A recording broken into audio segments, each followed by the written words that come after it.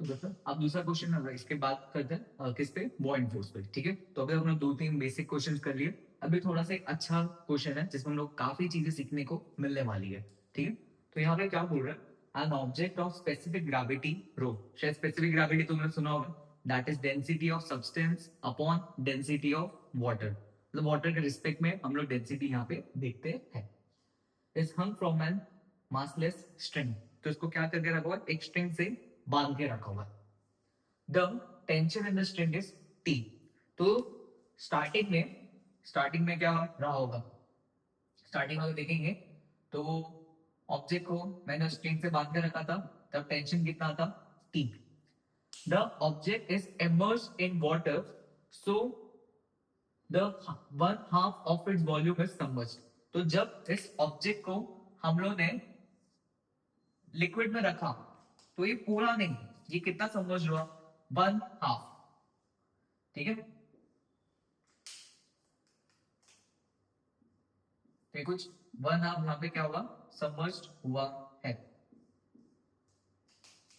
ठीक है, इसको उठा के जस्ट मैंने वहां पे रख दिया, तो ये आधा कुछ यहाँ पे सबमर्ज्ड हो गया। ये क्वेश्चन का बोलना है। ठीक है, अब पूछ रहे कि नया टेंशन क्या होगा। स्टार्टिंग वाले केस में क्या नीचे की तरफ बच्चों एम जी रखा होगा, हाँ, और ऊपर टेंशन क्या होगा, टी। क्लियर है। इधर इस वाले केस में, और ये चार हमारे पास ऑप्शंस गिवन है। ठीक है, तो ये वाले केस में क्या होगा, क्या नीचे की तरफ एम जी लगेगा, हाँ, और ऊपर की तरफ क्या लगेगा, ये बताओ। सर अभी ऊपर की तरफ तो बॉयंसी भी लगने वाली है, हाँ, और टेंशन टी डैश मान लेते हैं, जो भी ऊपर लगेगा। अब पहले मुझे ये सोच के बताओ कि जो टेंशन है वो बढ़ेगा कि कम होगा, जो टेंशन है वो बढ़ेगा कि कम होगा। सर कम होना चाहिए, अरे ऊपर की तरफ बॉयंसी लग रहा है ना, तो टेंशन क्या होना चाहिए, कम। तो अब तुम लोग ऑप्शन पर आओ, हमें तुम लोग को धीरे धीरे एंट्रेंस वाले जो होते हैं क्वेश्चंस। ठीक है, यहाँ पे दो ऑप्शन ए और डी दिख रहे हैं, इसमें टेंशन तो बढ़ रहा है, तो ये तो हमारे होंगे ही नहीं आंसर। भाई इसमें टेंशन बढ़ रहा है, वो पॉसिबल ही नहीं है। बॉयंसी ऊपर की तरफ लग रही है ना, तो टेंशन तो जरूर कम होगा, ये तो होंगे नहीं। अब बचा बी और सी। इसमें भी अगर तुम लोग को लॉजिकली मैं आंसर बताओ, हम लोग यहाँ पे बोल रहे हैं वन हाफ, मतलब आधा वो इनवर्स है, तो कहीं ना कहीं टू का फैक्टर तो आना चाहिए। तो किसमें तुम लोग को टू का फैक्टर दिख रहा है, ये तो करेक्ट ऑप्शन कौन सा हो जाएगा, बी। क्या क्लियर है इतना, इतना जल्दी इस क्वेश्चन को हम लोग सॉल्व कर सकते हैं। अब प्रॉपर मेथड देखेंगे, तो इसके अकॉर्डिंगली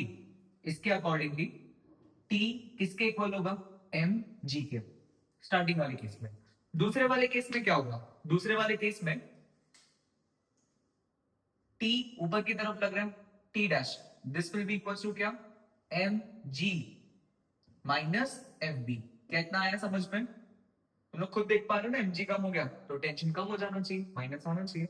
ठीक है, अब इसमें एमजी क्या होगा, density of body into V into G.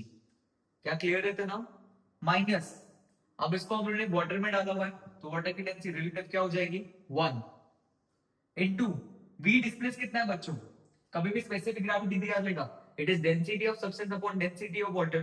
तो उन्होंने डेंसिटी ऑफ वाटर वन मान ली होगी, तब जाके तो रो लिखा है। स्पेसिफिक ग्रेविटी क्या होगा, density of substance upon density of water ना, इसको वन लिखा होगा, तब जाके तो रो लिखा। तो यहाँ पे जब मैं लिखूंगा density of liquid into V displace कितना होगा, वी बाई टू, तो लिक्विड की जगह मैं क्या लिखूंगा, वन। क्लियर है तो ना, ये भी इस पे कंफ्यूज हो जाते हो तुम लोग, वन। क्लियर है तो ना, इंटू टी डैश। अब यहाँ पे भी क्या करना, उस पर रखकर। ठीक है, अब काम करो, रो वी जी को कॉमन ले लो। कभी भी इस टाइप के क्वेश्चन आएंगे, जो एमजी वाला पार्ट इसको कॉमन ले लेना। अगर मैं रो वी जी कॉमन लूंगा, तो इधर क्या बचेगा, वन, माइनस इधर क्या होगा, क्या मैं रो से मल्टीप्लाई डिवाइड करूंगा, ठीक है ना, रो से मल्टीप्लाई डिवाइड करूंगा ना, तो यहाँ पे क्या बचेगा, वन अपॉन टू रो, ये आएगा हम लोग को टी डैश। क्या इतनी बात आई समझ में। अब मुझे बताओ बच्चों, जो रो बी जी है वो है क्या, एम जी है ना, तो इसको कैसे लिख सकते हैं, एम जी इंटू ये कितना होगा, two rho minus one by two rho, और mg है क्या, टेंशन है, तो देखो वही आंसर आ गया। क्लियर है? तो इस तरह तुम स्मार्ट अप्रोच भी यूज कर सकते हो अगर तुम्हें कंसेप्ट अच्छे से समझ में आ रहे हो, और नहीं तो ये प्रॉपर मेथड है। ठीक है, ज्यादा ध्यान फिजिक्स में मेथड पर ही देना, बट कुछ क्वेश्चन में अगर फॉर्मूले तुम लोग को याद है तो तुम डायरेक्ट भी अप्लाई कर सकते हो। इसमें भी अपारिक बेट का फॉर्मूला आगे जाके आएगा तो उसको देखेंगे। क्या क्लियर है इतना ये वाला क्वेश्चन? ठीक है, चलो अब नेक्स्ट क्वेश्चन करते हैं। तो बच्चों अब नेक्स्ट क्वेश्चन करेंगे। इस क्वेश्चन में हम लोग क्या बोल रहे हैं कि ये एक बॉडी है जो basically 40% is submerged 40% is submerged in liquid। ठीक है, ये 40% क्या है, लिक्विड के अंदर सबमर्ज्ड है। अब मैं तुम लोग को क्या बोल रहा हूं कि इस पूरी चीज को, इसको हमने क्या किया, ऊपर की तरफ एक्सेलरेशन दिया a इक्वल्स टू g/2। ठीक है, नाउ क्वेश्चन क्या है, asking now what will be the percentage of body submerged। ठीक है, स्टार्टिंग में जब कोई एक्सेलरेशन नहीं था, जब कोई एक्सेलरेशन नहीं था तो 40% सबमर्ज था लिक्विड में। अब क्वेश्चन क्या है, अब जब मैं इसको एक्सेलरेशन कितना g/2 दूंगा तो अब कितना परसेंट ये सबमर्ज होगा। ये चारों ऑप्शंस है, 20%, 60%, 30 और 40%। तो सोच के बताओ कि बढ़ेगा, कम होगा, कितना होगा, कैसे होगा। ओके, और फिर इसका आंसर बताना सब लोग। ठीक है, वीडियो पॉज करके खुद से भी सॉल्व करने का ट्राई किया करो। अब अगर सॉल्व किया होगा तो यहाँ पे पहले स्टार्टिंग में क्या करेंगे, इधर F B will be equal to क्या होगा, क्या mg लगने वाला है। हाँ, लेकिन अब मैं नॉन इनिशियल फ्रेम में करूंगा, so I will use word G effective. अब देखना, अब बच्चे यहाँ पे क्या करते हैं, ये हमारे लिए क्या होगा बच्चों, F B that will be density of liquid into V displace into G and that will be equals to mg effective। यहां गलती करते हैं, यहाँ पे तो G effective लगा देंगे। G effective कितना होगा, 3g/2 होगा ना। अरे यहाँ पे जो G effective है वो कितना हो जाएगा, क्या वो 3g/2 होगा। हाँ, बट यहाँ पे नहीं लगाते, अरे ये भी तो फोर्स है, इधर भी क्या होगा, G effective लगेगा। इधर से क्या G effective हमारा कैंसिल हो गया। हाँ, यहाँ पे क्या बोल सकते हैं, density of liquid into V displace. Mass को क्या लिखेंगे, डेंसिटी इनटू वॉल्यूम ना, density of body into V of body. इधर से V displace upon V of body will be equal to density of body upon density of liquid. ये जो ratio है ये जी इफेक्टिव के इंडिपेंडेंट है। मतलब तुम लोग इस करने को कोई भी एक्सेलरेट करो, कंटेनर की मैं बात करो, उसको तुम लोग कोई भी एक्सेलरेशन दो, यहाँ पे जो परसेंटेज समझ है वो कभी भी चेंज नहीं होगा। तो इसका करेक्ट आंसर क्या हो जाएगा, 40। तो ये भी छोटे मोटे क्वेश्चन है जो हम लोग को आने चाहिए। होप तो सबको समझ में आ गया होगा। अब आते हैं बच्चों नेक्स्ट क्वेश्चन पे। यहाँ पे क्या बोल रहा है, if a solid sphere of radius r has a cavity of radius r/2। तो एक सॉलिड स्फीयर इसके अंदर कैविटी है, कैविटी वाले प्रॉब्लम में रोटेशन, सेंटर ऑफ मास वो सब में देखे होंगे। If the body is in equilibrium then find out the relative density of solid. तो अगर मैं इसको एक लिक्विड में रखूंगा तो इसकी रिलेटिव डेंसिटी क्या होगी, और इसमें कैविटी कितनी, r/2 की। तो यहाँ पे हम लोग क्या करेंगे, एक स्फीयर को बनाते हैं। अब कैविटी कहाँ है उससे कोई इतना खास फर्क नहीं पड़ता, तो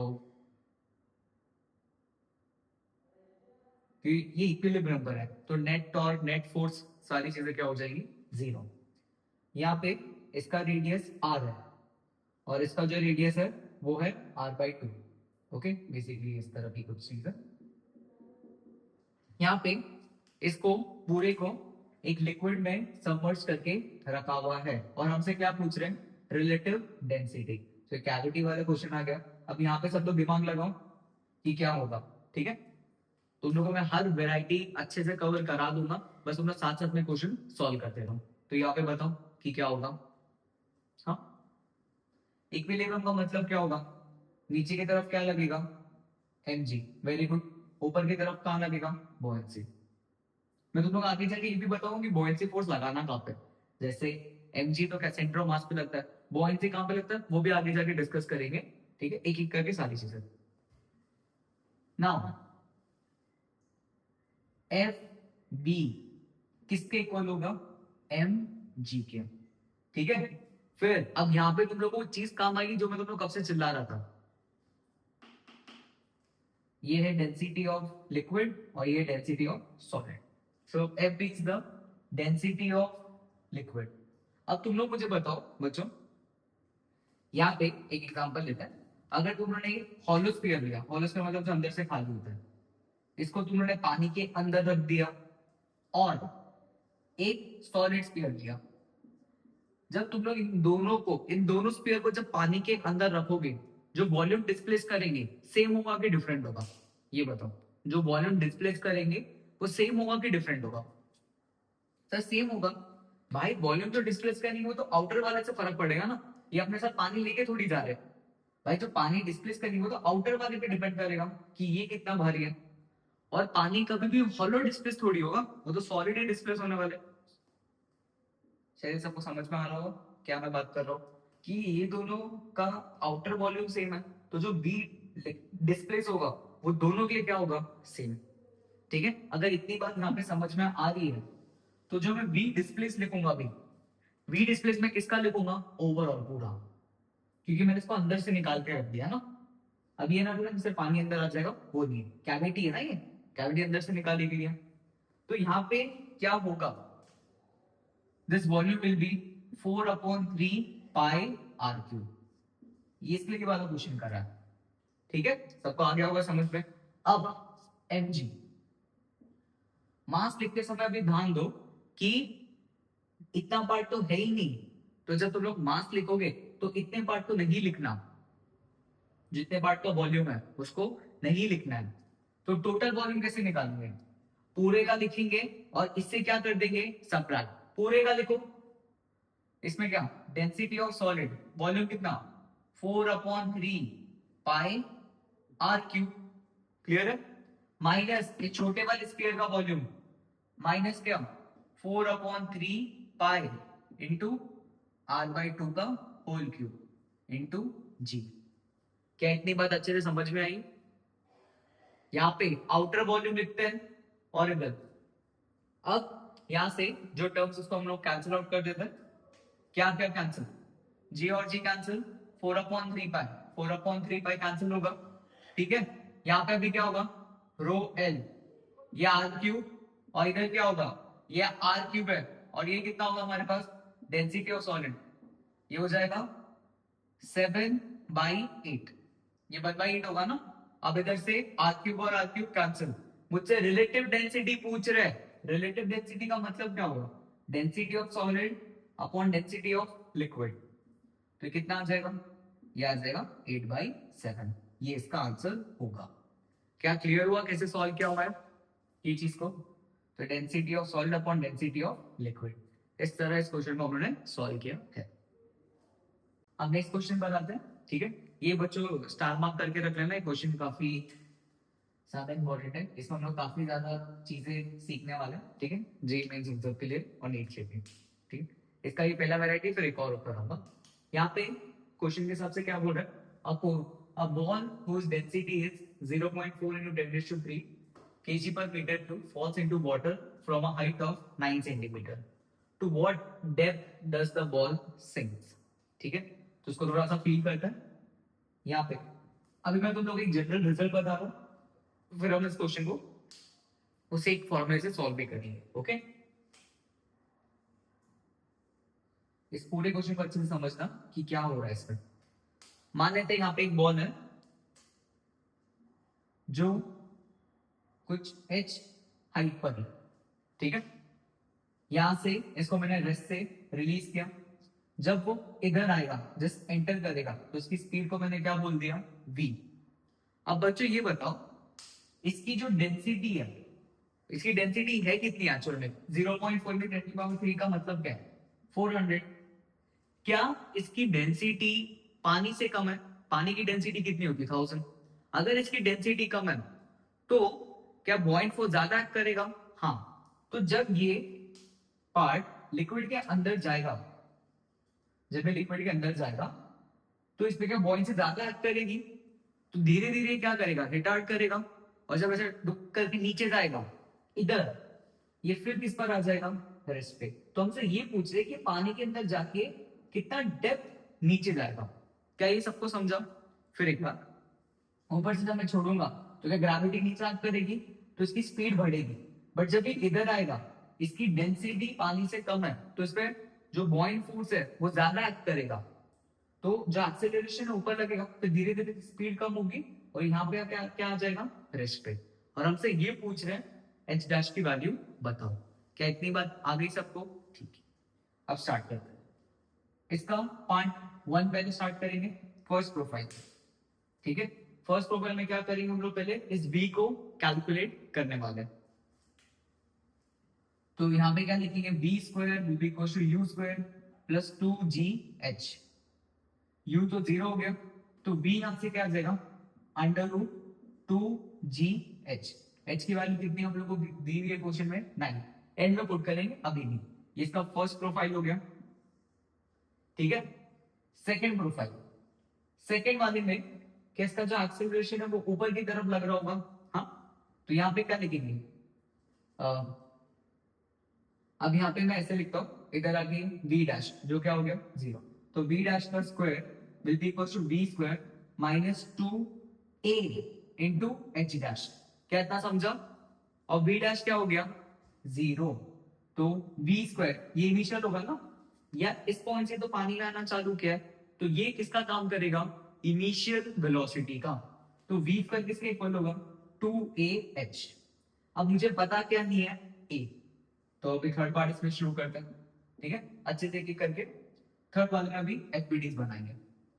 तो इस बॉल पे नीचे की तरफ क्या लगेगा, mg, ऊपर की तरफ क्या लगेगा, fb, और इसका एक्सेलरेशन भी क्या है, a। तो यहाँ पे हम लोग क्या बोल सकते हैं, ma विल बी क्या, fb माइनस mg। क्यों लिखा है समझ रहा है ना? बॉल तो पूरा ही लिक्विड के अंदर चले गया, तो बचेगा क्या, डेंसिटी। अब जिसकी डेंसिटी क्या होगी, ज्यादा, क्या यहाँ पे लिक्विड की डेंसिटी ज्यादा है, तो बॉयंसी क्या होगी, ज्यादा करेगी।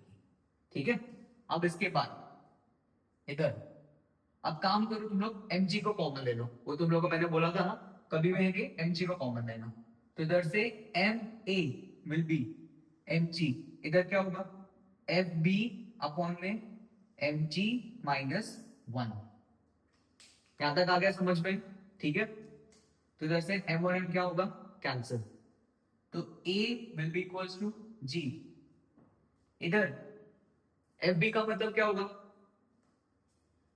Density of liquid into v into G upon में mg, मतलब density of body into v into G minus 1। vg cancel होगा, तो a क्या मिलेगा, g अपॉन में क्या, density of liquid upon density of body minus 1। इसको याद रखना है। तो कभी भी अगर मेरी बॉडी लिक्विड के अंदर जा रही है और बॉडी की डेंसिटी कम है, तो ये इसका एक्सेलरेशन होगा। इसको एकदम याद रखना है। क्या यहां तक आया सबको समझ में? ठीक है, अब उसके आगे, अब उसके आगे क्या करना है, ठीक है, यहां तक फटाफट कॉपी कर लो। पहला ये स्टेप को मैंने देखा, फिर इस स्टेप में मुझे एक्सेलरेशन पता नहीं था, तो एक्टिविटीज बना के किया। ठीक है, इसको याद रख लेना। अब आगे क्या करेंगे बच्चों, उसमें देखो, मैं मिटा रहा हूं उसको। आगे इस पर आते हैं, v square equal to 2gh। क्या v की वैल्यू पता है, इसको उठा के यहाँ पे लिखते हैं, तो क्या आएगा, 2gh will be equal to क्या, 2a इंटू क्या, h डैश। 2 और 2 कैंसिल, gh, a की वैल्यू क्या है हमारे पास, देखो यहाँ पे, तो it will B g into क्या, रो l अपॉन में रो b minus 1 into h dash. नहीं हुआ ना फर्स्ट, इसको उठा के यहाँ पे रखा है, 2 और 2 को कैंसिल किया, क्या g और g भी कैंसिल हो जाएगा, हाँ सर। तो h डैश यहाँ से क्या मिलेगा, h अपॉन में रो l minus rho b minus 1। ये याद रखना है, ये ठीक है, कैसे निकाला? हाँ, अब काम करो, तुम लोग को H पता है कितना है, 9। लिक्विड की डेंसिटी, इसकी डेंसिटी पता है, वैल्यूज पुट करो जल्दी। और सब लोग अगर वैल्यूज पुट करेंगे तो मेरे हिसाब से आंसर तुम लोग को सी 6 सेंटीमीटर आना चाहिए। जल्दी पुट करो और सॉल्व करके बताओ। ये एक जनरल रिजल्ट था, कभी भी स्टेप के क्वेश्चन आएंगे तो तुम लोग डायरेक्ट इसको भी यूज कर सकते हो, या बाकी सारे एक एक स्टेप्स करके दिखा दिया। ओके, देखो पुट करके एक बार देख लेते हैं कि क्या होगा। एच क्या है हमारे पास, 9 अपॉन डेंसिटी ऑफ लिक्विड कितना है, 1000, फिर 0.1 इंटू 10 की पावर 3 माइनस 1, इधर से कितना आएगा 9 अपॉन में कितना 1 माइनस 0.4 इंटू 0.4, ये कितना आएगा 9 इंटू 0.4 अपॉन में कितना 0.6, तो कितना आ जाएगा इसका आंसर? सॉल्व करेंगे, ये आ जाएगा तुम लोग को 6 सेंटीमीटर। ये कितना आ जाएगा 6 सेंटीमीटर, ये 3.6 होगा ना। क्लियर है इतना? हाँ, तो इस तरह इस क्वेश्चन को हम लोगों ने सॉल्व किया। ठीक है, अब इसके नेक्स्ट क्वेश्चन को करते हैं। तो बच्चों, अभी तक हम लोगों ने एक जो क्वेश्चन किया था उसमें मैंने तुम लोग को एच फाइंड आउट करवाया था कि एक बॉल को अगर मैंने ऊपर से फेंका तो पानी कितना नीचे जाएगा। अब मैं दूसरा क्वेश्चन कर रहा हूं जिसमें एक्सेलरेशन और टाइम है। ठीक है, तो ये क्वेश्चन में क्या बोल रहे हैं, a rubber ball of mass 10 gram and volume 15 centimetre cube is dipped in water to depth of 10 metres. तो यहाँ पे क्या किया, इस बॉल को लोग ने क्वेश्चन के हिसाब से ये बॉल को उन्होंने पानी के नीचे रखा, कितना, h is equal to 10 metres.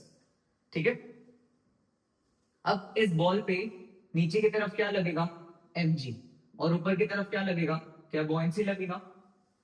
ठीक है, अगर बॉयंसी ज्यादा होगा तो ये कहां भागेगा, क्या ऊपर की तरफ भागेगा? हाँ, ठीक है, देखेंगे बॉयंसी ज्यादा है कि mg ज्यादा है, उसको हम लोग कैलकुलेट कर लेंगे। यहाँ पे क्या लिखेंगे, अब एक तो एक्सेलरेशन पूछ रहे और दूसरा time taken by two reach the surface. अगर सरफेस पे पूछ रहे तो बॉयंसी ज्यादा एक्ट करेगी। यहाँ पे M A will be equals to क्या, F B minus M G.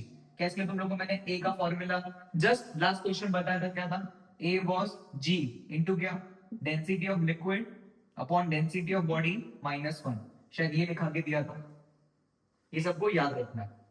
यहां से जब बच्चों तुम लोग सॉल्व करोगे, जी का वैल्यू कितना दिया है, अभी सारी जो चीजें हैं यहाँ पे ये ग्राम्स में दिया है, और ये भी किसमें हमारे पास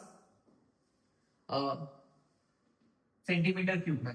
ठीक है, तो मैं काम करता हूँ, जी को भी मैं सीजीएस यूनिट में पुट करता हूँ, तो जी कितना हो जाएगा, जी विल बी 980 सेंटीमीटर पर सेकेंड स्क्वायर, ये हो जाएगा।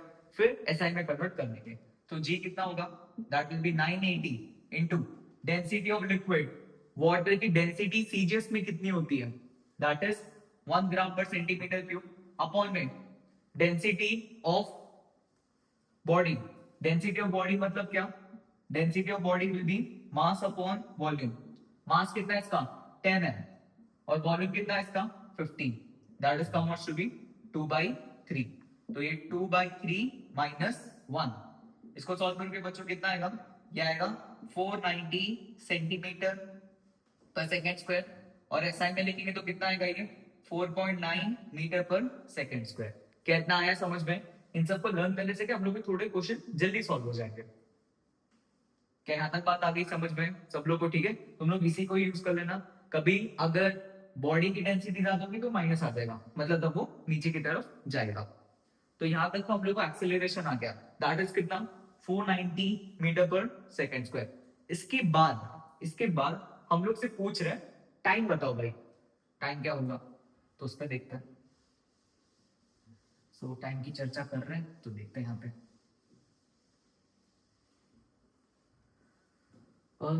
तो time taken by two reach the surface. अब ये बॉल को हमने यहां से छोड़ा है, तो यू को क्या रखेंगे हम लोग 0, एच विल बी क्या U T plus half A T square, initially 0 है, रुका हुआ है ना, तो h will be equal to क्या half a into T square. तो t कितना आएगा बच्चों, अंडर रूट में 2h बाई a, कितना आ जाएगा ये 2h बाई a आएगा। सो अंडर रूट में 2 इंटू h, h कितना हमारे पास 10, वेरी गुड। एक्सेलरेशन कितना निकाला? एक्सेलरेशन अभी बताओ। एक्सेलरेशन वाज 4.9 मीटर पर second square, so this was 4.9।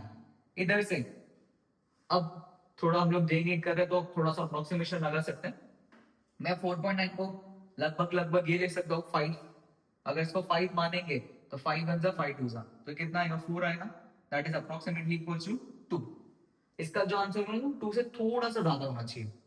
अगर हम लोग ऑप्शन पे जाएंगे तो आंसर 2 नहीं, 2 से थोड़ा सा ज्यादा होना चाहिए, बट ठीक है कैलकुलेशन करने के लिए। ठीक है, तो इस तरह हम लोग को क्या हम लोगों ने नया सीखा है? एक्सेलरेशन। बाकी सारी चीज हमारे जो काइनेमैटिक्स थी उसी को हम लोगों ने अप्लाई किया। ठीक है, तो कर लो उसको कॉपी। ठीक है, बच्चों अब नेक्स्ट क्वेश्चन पर आते हैं। ठीक है, बुओयंसी में यहाँ पे क्या बोल रहे हैं? The reading of a spring balance. सबको स्प्रिंग बैलेंस पता होगा ना? ठीक है, तो spring balance when a block is suspended from in it air is 60 Newton. मतलब जब उस स्प्रिंग बैलेंस का यूज करके मैंने ब्लॉक को लगाया, ठीक है, तब उसका जो वेट था, क्योंकि यहाँ पे चल रहा टेंशन, ठीक है, टेंशन बोल सकते हैं, जो टेंशन मेजर करके दे रहा था दैट वाज 60 न्यूटन। ठीक है, now this reading is change to 40 newton when the block is fully submerged in water. जब मैंने इस पूरे के पूरे ब्लॉक को एक पानी में रखा, तब उसकी जो रीडिंग है बच्चों क्या हो गई? तब उसकी रीडिंग टी डैश चेंज होगी, कितनी होगी? 40 न्यूटन। ओके, और हमसे क्या पूछे? The specific gravity of block. तो ये वैरायटी के भी तुम लोगों को काफी क्वेश्चन देखने को मिलने वाले हैं, तो इनको कैसे अच्छे से करना है उसको समझते हैं। पहले क्वेश्चन समझ में आ गया, टेंशन कम क्यों हो गया? तुम लोग को शायद मैंने पहला एग्जांपल भी इसी का किया था ना, नीचे mg लग गया और ऊपर क्या लग गया? बॉयंसी। तो ऑब्वियसली बात है टी की वैल्यू क्या हो जानी चाहिए? कम हो जानी चाहिए। ओके, पहले क्वेश्चन उन्होंने ये देखा था कि डी की वैल्यू कितनी चेंज होगी। यहाँ पे ये पूछ रहे हैं उस ब्लॉक की स्पेसिफिक ग्रेविटी बताओ। ठीक है, तो क्वेश्चन की शुरुआत कहां से करनी है? Specific gravity is nothing but that will be the density of block upon density of water. पहले इतनी बात क्लियर है भाई? स्पेसिफिक ग्रेविटी थी क्या? Density of substance upon density of water, उसको क्या बोलते थे हम लोग? Specific gravity. अब इधर क्या करना है उसको ढंग से देखो। क्या मेरा ब्लॉक फुल्ली सबमर्ज्ड है? हाँ, तो मैं यहां पे क्या करूंगा? वी जी, और यहाँ पे भी क्या करूंगा? वी जी, मल्टीप्लाई कर सकते हैं ना। अब इधर बच्चों डेंसिटी ऑफ बॉडी, क्या वी सेम ही रहने वाला है? ये लिखा क्या हुआ है? ये लिखा है हमारे लिए mg। देखो क्या ढंग से, by density of body into volume, तो ये मास हो गया इनटू यू। फिर density of liquid into V into G, ये क्या लिखा हुआ है? ये लिखा हुआ है हमारे पास बॉयंसी। ये बच्चों हमारे पास क्या लिखा है? बॉयंसी। क्या क्लियर है? तो ना, अरे density of liquid into V क्या होता है? ये बॉयंसी होता है ना। हाँ, अब इधर से ध्यान से मैं क्या बात कर रहा हूं। यहाँ पे जब मैं किसी भी एक ऑब्जेक्ट को लिक्विड में रखूंगा, क्या मुझे वो जो ऑब्जेक्ट है वो हल्का फील होने वाला है? हाँ, कितना हल्का फील होगा उस पर आते हैं। ठीक है, तो ऊपर की तरफ क्या लगेगा? क्या बॉयंसी लगेगा? हाँ, और नीचे की तरफ क्या लगेगा? mg। क्या ये चीज यहाँ पे होगी? ठीक है, अब यहाँ पे देखो, ये ब्लॉक कंप्लीटली ऊपर की तरफ तो नहीं है, यहाँ पे तो उन्होंने कुछ ऐसा बोला नहीं है। अगर मैं मान लूं कि mg ज्यादा है, तो ऐसे कैसे मान रहे हो? ठीक है, अब तुम लोग ये सब चीजें ऑप्शन की थ्रू चेक कर सकते हो कि अगर ऑप्शन सारे तुम लोग को 1 से ज्यादा दिए हुए, अगर ऑप्शन सारे 1 से ज्यादा दिए तो मतलब mg ज्यादा लगेगा। ऑप्शन 1 से कम दिए, 1 से कम मतलब स्पेसिफिक ग्रेविटी 0 पॉइंट समथिंग है, तो मतलब वो वाटर से कम रहा होगा ना, तो उस तरह समझ लेना। सो अभी यहाँ पे तो जो W अपारेंट देखने को मिलेगा, W apparent will be mg minus fb। क्या ये बात आ रही है सबको समझ में? W अपारेंट का मतलब क्या होगा? That will be the weight of the block in that liquid. उस लिक्विड में उस ब्लॉक का वेट क्या है? ये होगा W अपारेंट। ठीक है, यहां से FB क्या मिलेगा? That will be mg minus W apparent. ठीक है, तो इधर हम लोग क्या लिखेंगे? It will be mg upon mg minus W apparent. इसको थोड़े से और अच्छे वर्ड में मैं लिखूं तो मैं ऐसे बोल सकता हूं, mg का मतलब क्या होगा, वेट इन एयर। जो मैंने एयर में इसका वेट किया, स्प्रिंग बैलेंस से तुम लोग को वेट ही बताने वाला ना, अपॉन में mg क्या होगा, weight in air minus apparent का मतलब क्या होगा, उस लिक्विड में उसका वेट क्या था। अब हम लोग का लिक्विड क्या है, वाटर, तो वेट ऑफ वाटर। ये होगा स्पेसिफिक ग्रेविटी के लिए फॉर्मूला, इसको भी तुम लोग यूज कर सकते हो। ठीक है, क्या इतनी बात आई सबको समझ में? This is the ratio. मैंने सिर्फ डेंसिटीज का यूज किया, मुझे पता था कंप्लीटली समझ दे, मल्टीप्लाई किया फिर यहां से इसको निकाला। अब वेट इन एयर बताओ, वेट इन एयर कितना दिया है, 60। वेट इन एयर हम लोग को कितना दिया हुआ है, 60 दिया क्वेश्चन में। इधर भी कितना आएगा, 60। और वेट इन वाटर कितना हो गया, weight in water 40, so minus 40। तो यहां से कितना आएगा आंसर, 3। तो इसका स्पेसिफिक ग्रेविटी कितना हो गया, 3। अगर वाटर की डेंसिटी 1000 है तो इसकी डेंसिटी कितनी होगी, 3000। नीचे क्यों नहीं जा रहा, क्योंकि स्प्रिंग बैलेंस से लगा के रखा हुआ। क्या क्लियर हुआ सब लोग को कैसे करना है वाला क्वेश्चन? ठीक है, तो इसलिए तुम लोग इसको याद रख सकते हो। ठीक है, तो अब ये दूसरा क्वेश्चन देखेंगे। ठीक है, पहले वाले क्वेश्चन में हमने क्या किया था, एक बॉडी को लिया था, उसको पहले हवा में मेजर किया, फिर पानी में मेजर किया, फिर पूछा था कि उसकी स्पेसिफिक ग्रेविटी बताओ। ये क्वेश्चन थोड़ा सा अलग है। यहाँ पे बच्चे क्या कर रहे हैं, a body weights 160 gram in air. एक वेट, उसका नॉर्मल वेट कितना है, 160 एयर में, 130 किसमें, पानी में, और 136 किसमें, ऑयल में। तो हमसे क्या पूछा जा रहा है, what is the specific gravity of oil. अब ऑयल की स्पेसिफिक ग्रेविटी बताओ। तो करना कुछ नहीं है, जो हमने लास्ट क्वेश्चन की स्टार्टिंग की थी, मैं इस क्वेश्चन को भी वहां से स्टार्ट करूंगा। तो ये जो स्पेसिफिक ग्रेविटी होगा, स्पेसिफिक ग्रेविटी का होगा, it will be density of oil upon में क्या, डेंसिटी ऑफ वाटर। ये हमसे पूछा गया है, तो मैंने इसको यहाँ पे लिख दिया। ठीक है, पहले इतनी बात आई समझ में, density of oil upon density of water. अब इसके बाद क्या करेंगे, अब मैं दोनों से यहाँ पे इसको वी जी और वी जी से क्या कर दूंगा मैं, मल्टीप्लाई। यहाँ पे क्या किया, वी जी और वी जी से क्या कर दिया, मल्टीप्लाई। अब मुझे बच्चों ये बताओ, ये टर्म क्या रहेगा, it is density of oil into V into G. ये है क्या, किसको मैं बोल सकता हूँ, it is buoyancy in oil. ये बॉयंसी का फॉर्मूला ना। वैसे ये बताओ, ये हमारे लिए क्या होगा, ये होगा बॉयंसी इन वाटर। हाँ सही बात है सर। ठीक है, अब पहले वाले क्वेश्चन को जो मैंने सिखाया था, उसको अगर तुम लोग यूज करोगे तो मैं इसको लिख क्या सकता हूं, it is weight in air minus weight in oil. जो डिफरेंस है वेट का हवा में और ऑयल में, वो किसके इक्वल होगा, बॉयंसी फोर्स के, क्योंकि उसने उतना उठा लिया होगा। अपॉन में, अपॉन में ये कितना होगा, this will be weight in air minus weight in water. ठीक है, ये हमारे पास क्या होगा, स्पेसिफिक ग्रेविटी। अब यहां पे बताओ, वेट इन एयर कितना है हमारे पास, 160 है। वेट इन ऑयल कितना है, वेट इन ऑयल 136 है, सो माइनस 136 अपॉन में वेट इन एयर कितना है, 160 minus weight in water, weight in water कितना है, 130। क्या यहां तक आया सबको समझ में, कैसे किया इस क्वेश्चन को सॉल्व? हाँ, यहां से ये कितना आ जाएगा, ये आएगा 24 और ये कितना आएगा 30, दैट इज नथिंग बट 4/5। तो यहाँ पे स्पेसिफिक ग्रेविटी कितनी आ गई ऑयल की, दैट इज 0.8। हमको वैसे भी पता है कि जो ऑयल होता है वो पानी, ऑयल की डेंसिटी पानी से तो कम ही होती है। तो यहाँ पे कितना आंसर आ गया इसका, 0.8। तो कभी इस टाइप के क्वेश्चन तुम लोग को देखने को मिल रहा है, ये जो पार्ट दिया रहेगा उसका यूज करो। ठीक है, वहां से फिर तुम लोग के क्वेश्चन इजीली सॉल्व हो जाएंगे। कभी कभी होगा कि तुम लोग को स्पेसिफिक ग्रेविटी मेंशन कर देंगे और पूछेंगे कि ऑयल में वेट कितना है, तो भी तुम लोग इसका यूज कर सकते हो। तो ये 3-4 क्वेश्चन के लिए क्या बोलते हैं, अच्छा फॉर्मूला बन गया। ओके, तो लिख लो उसको।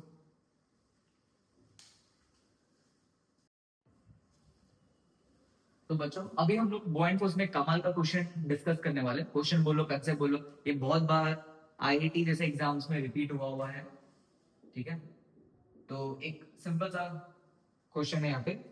इधर क्या बोल रहे हैं, एक वुडन ब्लॉक है, और उसके ऊपर एक मेटालिक बॉल रखी हुई है आयन की।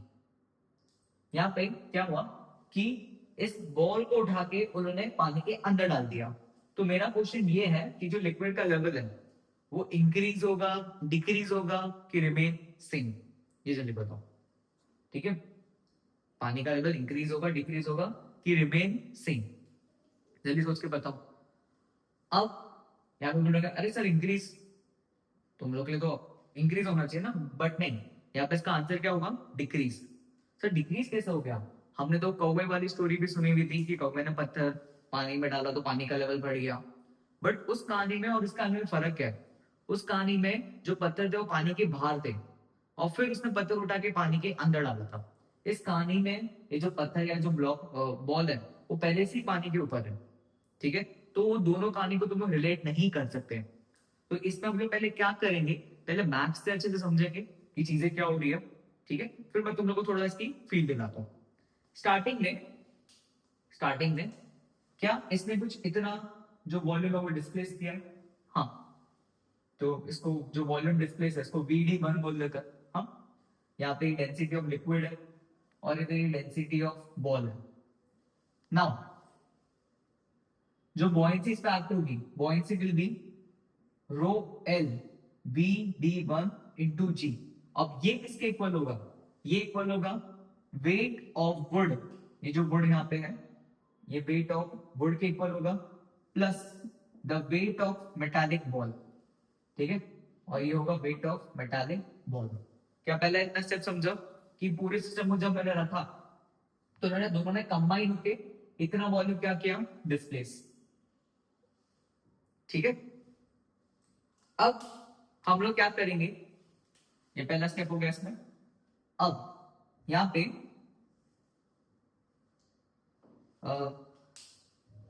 अब जैसे मैं इस बॉल को उठा के पानी के अंदर डाल दूंगा तो ये ब्लॉक होगा। क्या ब्लॉक भी थोड़ा सा ऊपर आ जाएगा पहले के कंपेयर में? हाँ सर, ब्लॉक भी ऊपर आ जाएगा, क्योंकि कुछ ऐसे भी मुझे सिनारियो देखने को मिलने वाला है। यहां तक बताओ, क्या यहां तक सबको समझा? ठीक। अब इधर ब्लॉक भी थोड़ा सा ऊपर आ गया, तो अब इसने जो वॉल्यूम डिस्प्लेस किया इसको लिखेंगे हम लोग VD2।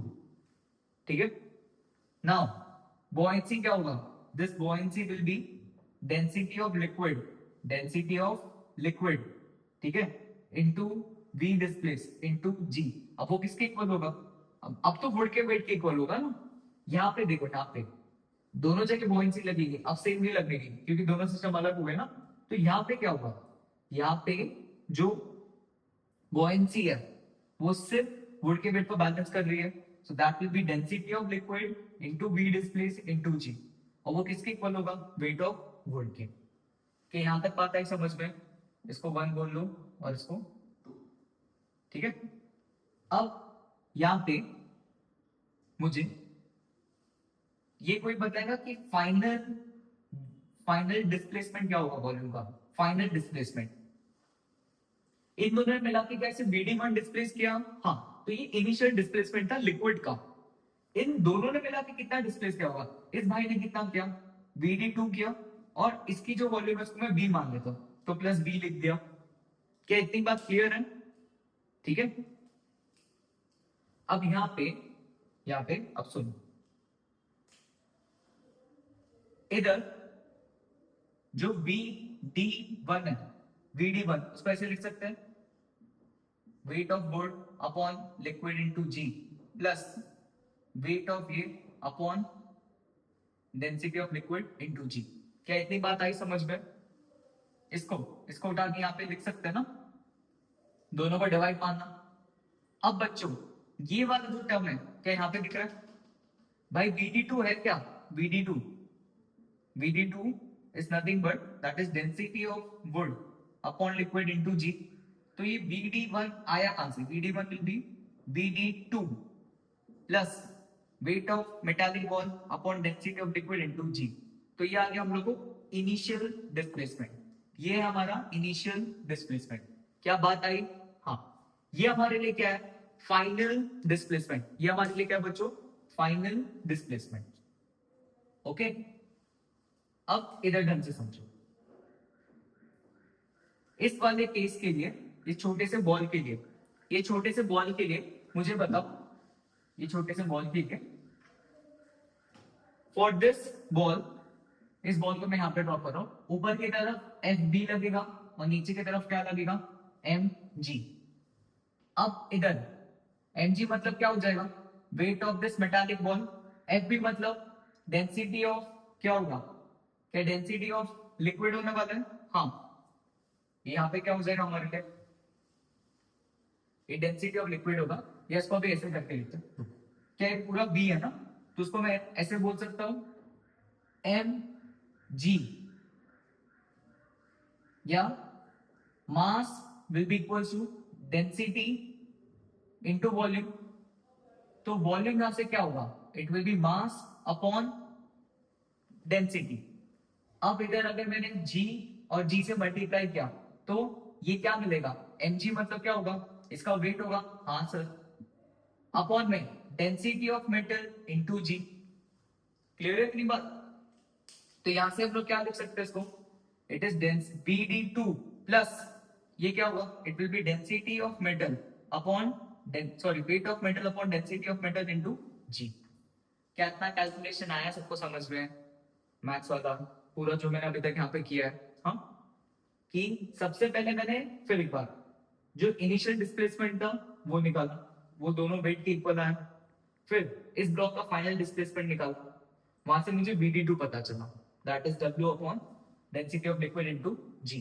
ठीक है, अब जब मैंने इन दोनों के लिक्विड को यहाँ पे डिवाइड किया तो ये जो मिला ये आ गया V displacement of 2 plus density of metal upon density of liquid into G। क्या ये इतना पार्ट आ गया यहाँ पे, नाउ VD1 है क्या, it is VD2 plus density of metal upon density of liquid into G, और फाइनल डिस्प्लेसमेंट क्या है, तो इसमें क्या ये दोनों टर्म सेम है, हाँ। अब मुझे ये जानना है कि इनिशियल डिस्प्लेसमेंट ज्यादा है कि फाइनल डिस्प्लेसमेंट ज्यादा है, ये बताओ, इनिशियल डिस्प्लेसमेंट ज्यादा है कि फाइनल डिस्प्लेसमेंट ज्यादा है, ये दोनों तो सेम है। अब बात आएगी इस पे, ऑब्वियसली बात है मेटल की डेंसिटी लिक्विड से ज्यादा होगी, अगर ये डेंसिटी ज्यादा होगी तो ये वैल्यू क्या हो जाएगी, कम, तो हम लोग बोल सकते हैं कि जो इनिशियल डिस्प्लेसमेंट है that is greater than final displacement, मतलब ये जो सिस्टम है ये पहले ज्यादा डिस्प्लेस कर रहा था, ये जो सिस्टम है पहले क्या कर रहा था, ये ज्यादा डिस्प्लेस कर रहा था, और बाद में सिस्टम ने क्या किया, कम डिस्प्लेस किया, तो लेवल बढ़ना चाहिए कि कम होना चाहिए, खुद ऐसे समझो कि तुम लोग अगर मैंने बोट पे बिठा दिया तो पानी का लेवल बहुत बढ़ जाएगा, और जैसे तुम लोग बोट से कूद गए तो जो फाइनल डिस्प्लेसमेंट तुमने किया वो कम हो गया, तो लेवल क्या हो जाएगा, कम। तो ऐसे केसेस में जो लेवल है लिक्विड का, जो लिक्विड का लेवल है वो क्या हो जाएगा, डिक्रीज, लिक्विड का लेवल क्या हो जाएगा, डिक्रीज। तो ये इसका मैथमेटिकल एक्सप्लेनेशन था। ठीक है, अब मैं तुम लोग को थोड़ा सा इसकी फील दिलाता हूँ कि ये सब काम झाम के बिना सर हम लोग कैसे इसको समझ ले, तो देखो बिना से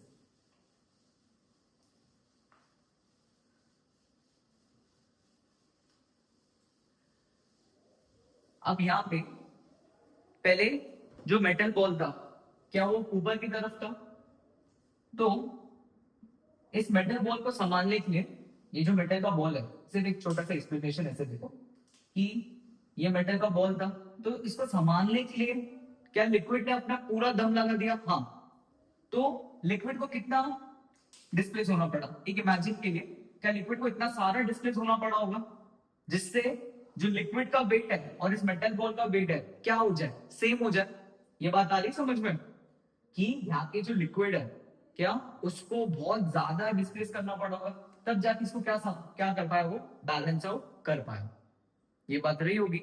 लेकिन लेकिन जब ये बॉल पानी के अंदर चले गया, जब ये बॉल खुद पानी के अंदर चले गया तब क्या होगा वो बताओ, जब ये बॉल लिक्विड के अंदर चले गया, अभी कितना max to max liquid displace कर सकता है, अभी मैक्स टू मैक्स कितना लिक्विड डिस्प्लेस कर सकता है, भाई खुद के वॉल्यूम जितना ही ना।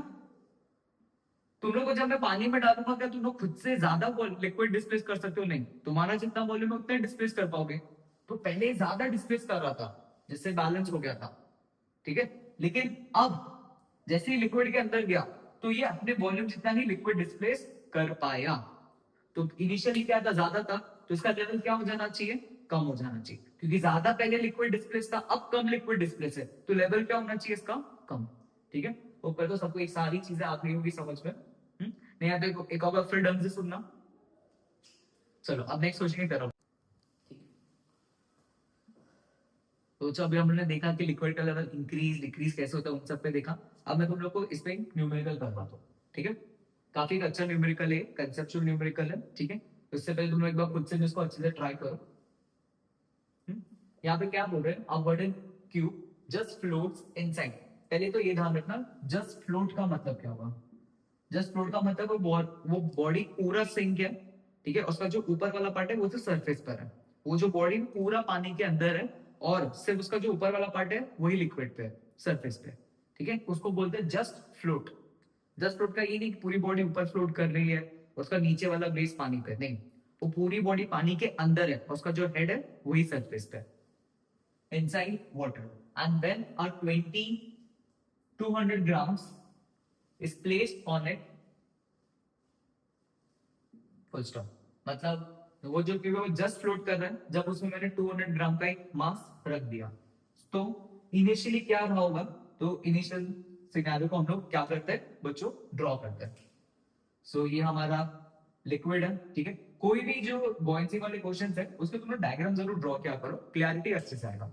तो यहाँ पे हमारा क्यूब है, और इस क्यूब के ऊपर हमने क्या किया, एक मास को रख दिया, दैट इज 200 ग्राम्स। ठीक है, अब उसके बाद क्या हुआ, when the mass is removed the cube is 2 centimeter above the water level। तो ये ए मान लेते हैं। अब जैसे मैंने मास को रिमूव किया, जैसे मैंने क्या किया, इस मास को रिमूव किया, तो कुछ इसका पार्ट ऊपर की तरफ आ गया। कितना ऊपर आ गया, ये 2। तो अंदर कितना बचेगा, a-2। और हमसे क्या पूछ रहे हैं, what is the size of each side of the cube. तो ईच साइड मतलब ए के बारे में पूछा जा रहा है। क्या क्वेश्चन इतना समझ गए तुम लोग, ठीक है। तो पहले इसको हम लोग प्रॉपर मेथड से सॉल्व करते हैं। स्टार्टिंग वाले केस के लिए बच्चों, स्टार्टिंग वाले के अभी हम लोग से क्या कर रहे हैं, मैं इसका मास स्मॉल एम लिख रहा हूं और इसका कैपिटल एम। ठीक है, बाद में देख लेंगे। यहाँ पे F B will be equal to क्या होगा, capital M G plus small M G. क्या क्लियर है था, एफ बी बताओ, F B that will be क्या, डेंसिटी ऑफ वाटर। ये डेंसिटी ऑफ वाटर होगा, इसने कितना पानी डिस्प्लेस किया है, कि पूरा क्यूब अंदर है, तो इसने पूरे क्यूब को डिस्प्लेस किया होगा ना, सो दैट विल बी क्या, ए क्यूब इंटू जी। कितना आया, इक्वल्स टू क्या, capital M G plus small M G. इसको इक्वेशन नंबर 1 बोल दिया। क्या यहां तक बात आई सबको समझ में, ठीक है। अब बच्चों मैंने उस मास को हटा दिया, तो ये ऊपर आ गया। अब दूसरे वाले के लिए बॉयंसी बताओ। हाँ, डेंसिटी ऑफ वाटर, मुझे इतने पार्ट का वॉल्यूम चाहिए, तो इतने पार्ट का वॉल्यूम क्या होगा, it will B A square into a-2। Cube है ना, बार बार ड्रॉ करना पड़ेगा। ये ए स्क्वायर होगा, और लेंथ कितना है इसका, a/2 इंटू जी। अब इसमें जो मास है वो सिर्फ कौन सा है, capital M, so it will be equal to क्या, कैपिटल एम जी। अब इन दोनों का यूज करके हम लोग को किसका वैल्यू फाइंड करना है, ए का। तो अब कैसे करेंगे आगे, उसको प्रोसीड करते हैं। देखो यहाँ पे बच्चों जो दूसरा इक्वेशन है, क्या उससे मुझे कैपिटल एम जी की वैल्यू पता है, तो उसको यहाँ पे लिख देंगे। अब इधर से density of water into A cube into G, इसकी जगह क्या करोगे, इसको लिख सकते हैं ना, हाँ। So it will be density of water into A square, a-2 into G plus small M G. यहां से आगे इसको फर्दर सॉल्व करेंगे तो क्या आएगा, density of water A cube into G minus क्या, माइनस यहां से क्या होगा, density of water A square into 2g plus small M G. यहां से density of water A cube into G, ये दोनों टर्म्स क्या हो जाएंगे, कैंसिल आउट होंगे। यहां से क्या बचेगा, density of water A square into 2g and that will be equal to क्या, mg। यहां तक बात आ गई ना सबको समझ में, वेरी गुड। अब जी और जी क्या हो जाएगा हमारे लिए, कैंसिल आउट हो जाएगा। फिर जी और जी कैंसिल आउट हो गया ना, यहाँ पे भी क्या बचेगा, इधर वाटर की डेंसिटी ग्राम पर सेंटीमीटर क्यूब में कितना होगा, 1, ये 1 होगा, ए स्क्वायर इंटू 2, मास कितना दिया 200 ग्राम्स, तो ये 200 होगा, तो A square will be equals to 100, तो ए की वैल्यू यहां से कितनी आ जाएगी 10 सेंटीमीटर, ए यहां से कितना आ जाएगा हम लोग को 10 सेंटीमीटर, तो सी ऑप्शन इसमें हमारे लिए क्या होगा, करेक्ट। सी ऑप्शन बच्चों यहाँ पे क्या हो जाएगा, करेक्ट। क्लियर है इतना, ठीक है, सबको आया ना समझ में। तो इस तरह के अच्छे अच्छे क्वेश्चन हम लोग आगे भी अभी सॉल्व करने वाले हैं। अब थोड़ा सा शॉर्ट ट्रिक सुनो, शॉर्ट ट्रिक सुनना, पहले काम करो इस इक्वेशन पर आओ, ये इक्वेशन पर, इस छोटे से mg की वजह से जो बॉयंसी क्रिएट हो रही थी, क्या वो इतनी हो रही होगी, इस छोटे की वजह से क्या था, इतना पानी का पोर्शन अंदर था ना जो ऊपर आ गया, तुम लोग को ये बात आ रही है, इसको जब मैंने रखा तो ये पोर्शन नीचे चले गया, तो बेसिकली इस छोटे mg के वजह से जो बॉयंसी थी that was nothing but a square into 2, ये वॉल्यूम हो गया रो इनटू जी। तो कभी भी अगर इस टाइप के क्वेश्चन आ रहा है कि मास को हटाने से थोड़ा जो ये क्यूब है वो ऊपर की तरफ आ गया, तो वो जितना ऊपर आ रहा है बेसिकली उस मास ने उतनी बॉयंसी उसमें क्रिएट करवाई होगी, और उसको तुम लोग डायरेक्टली इक्वेट करके भी आंसर निकाल सकते हो। ठीक है, अब जो मैंने बोला उसको थोड़ा लॉजिकली सोचना, नहीं तो तुम लोगों को प्रॉपर मेथड मैंने बता दिया। छोटा सा टॉपिक पढ़ेंगे, ठीक है, इसको हम लोग क्या बोलेंगे, buoyant force and Newton's law. अब तक बॉयंट फोर्स हम लोग काफी ज्यादा देख लिया, ठीक है, सबको सारे क्वेश्चन अच्छे से समझ में आ गए होंगे। यहाँ पे अब सॉरी न्यूटन भी आ गया इसमें, हाँ न्यूटन हर जगह आता है, ठीक है, उसको नाउ यहाँ पर भी क्या बोल रहे हैं, एक स्प्रिंग बैलेंस है जिसमें मैंने आयन का ब्लॉक लगा के रखा हुआ है, जिसकी रीडिंग कितनी आ रही है 2 kg, ठीक है, इसका कितना मास आ रहा है हम लोग को 2 kg आ रहा है। अब मेरे पास एक और एक ये है वेइंग मशीन जो नॉर्मल रिएक्शन में चले, उसमें मैंने पानी डाल के रखा हुआ है, और पानी की डेंसिटी कितनी होती है, जो डेंसिटी ऑफ वाटर है दैट इज 1000 kg पर मीटर क्यूब, ओके, और उसका मास कितना आ रहा है 3 kg। अब हमसे क्या पूछा है, जब मैं इस आयन के ब्लॉक को इसके अंदर डाल दूंगा तो ये जो स्प्रिंग बैलेंस है और ये जो वेट मशीन है उन दोनों की रीडिंग्स क्या होगी, क्या इतना सबको समझा, ठीक है। पहले इस पर आते हैं, यहाँ पे क्या ये टेंशन टी बच्चों मेजर करेगा, हाँ, नीचे की तरफ क्या लगेगा mg, और ऊपर की तरफ क्या लगेगा बॉयंसी, ये तो हमको पता है सर, ठीक है। तो यहां से जो हम लोग को अपैरेंट वेट आएगा, apparent weight that will be क्या mg माइनस fb, अरे हाँ सर ये भी आता है, चलो मुझे अपैरेंट वेट निकाल के दिखाओ फिर, क्या आप बोला था हमेशा mg को कॉमन लेना, अंदर क्या बचेगा 1 माइनस fb बाई mg, ठीक है, fb मतलब क्या density of liquid b into G, और mg मतलब density of body into v into G, तो यहां से कितना आएगा हम लोग को answer, it will be mg, ठीक है, इंटू क्या 1 minus density of liquid, v और g तो कैंसिल आउट होगा ना, मैं लिख लो भाई, कॉपा लिख देता हूं, एक बार बैलेंस पुट करके देखना तुम लोग आएगा आंसर, तो कितना आएगा mg मतलब कितना होगा ये 20 इंटू 1 माइनस 1000 अपॉन में कितना, क्या ये 8000 आएगा, क्या ये 8000 आएगा, हाँ, तो ये बताओ ये कितना होगा बच्चों, यहाँ पर ये कितना होगा सॉल्व करके, इट विल बी 20 इंटू क्या, ये आ जाएगा 7/8, अब 7/8 यहाँ पे कितना हो जाएगा, ठीक है, सो दिस विल बी 2 5, तो ये 35/2, 35/2 कितना आएगा 17.5 न्यूटन, वेट में कितना आएगा ये 1.75 mg, ये कितना आ जाएगा 1.75 mg, mg सॉरी 1.75 kg, ये समझा ना, न्यूटन को जी से डिवाइड किया, तो स्टार्टिंग में कितना रीडिंग दिखा रहा था 2, अब ये कितना रीडिंग दिखाएगा 1.75 kg, सर ये 0.25 कहां गया भाई, 0.25 कहां गया, बॉयंसी के चक्कर में हट गया, बॉयंसी के चक्कर में क्या हो गया, हट गया, पहले इतना समझा, जो अपेरेंट वेट होगा that will be mg minus fb, उनको कॉमन लिया मैंने, यहाँ पे लिखा, और ये कितना है 117.5 न्यूटन आया, दैट इज 1.75 kg। तो पहले मास कितना हीट कर रहा था 2, अब ये कितना कर रहा होगा 0.25 कहां चले गया, बॉयंसी में चले गया।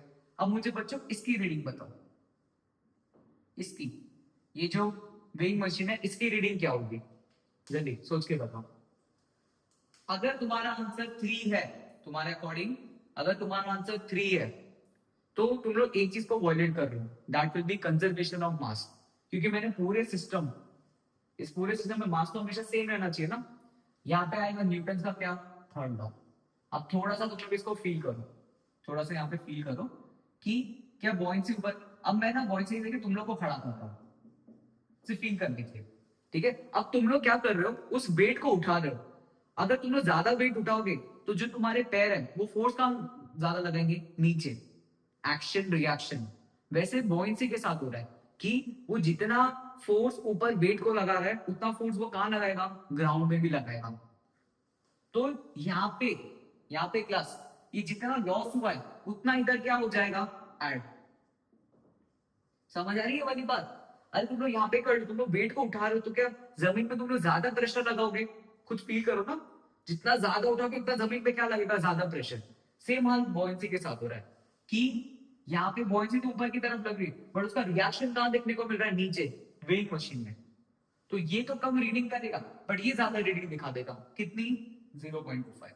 तो यहां से इसका आंसर कितना आएगा, 3.25 kg, और ये कितना आएगा इसका आंसर, 1.75 kg। ठीक है, इस तरह हमने न्यूटन के थर्ड लॉ को इसमें यूज किया। चलो अब नेक्स्ट 2-3 क्वेश्चन और बाकी है जो हम लोग थोड़े जेईई मेंस और एडवांस के लेंगे, तो उसके लिए हम लोग को एफबीडीज, इवेंट रोटेशन, वो सब अच्छे से आना चाहिए।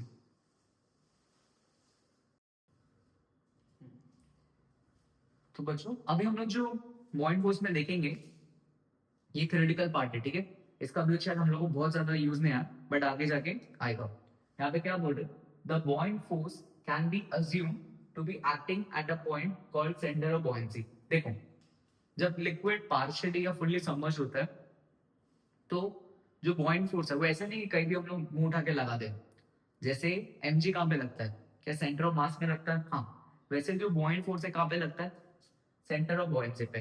सर सेंटर ऑफ बॉयंसी क्या है, सेंटर ऑफ बॉयंसी का मतलब क्या है, which is the centre of mass of displaced portion of liquid, which is the centre of mass of displaced portion of liquid. ये ध्यान रखना, हम लोग जो लिक्विड डिस्प्लेस करेंगे वो हमेशा क्या होगा, सॉलिड। भले ही ऑब्जेक्ट हॉलो हो, हॉलो मतलब अंदर से खाली हो, बट वो जो लिक्विड डिस्प्लेस करेगा वो क्या होगा, हमेशा सॉलिड। ठीक है, तो इस चीज का ध्यान रखना है। तो हम लोग को क्या निकालना है, वो जो लिक्विड डिस्प्लेस हुआ है उसका सेंटर ऑफ मास निकालना है। ठीक है, अभी भी शायद क्लैरिटी नहीं आ रही होगी, तो हम लोग क्या करते हैं, 2-3 एग्जाम, तुम लोग मैं 3 एग्जाम्पल्स कर रहा था, उससे हम लोग को अच्छे से समझ में आएगा। ठीक है, तो पहले एग्जाम्पल देखना।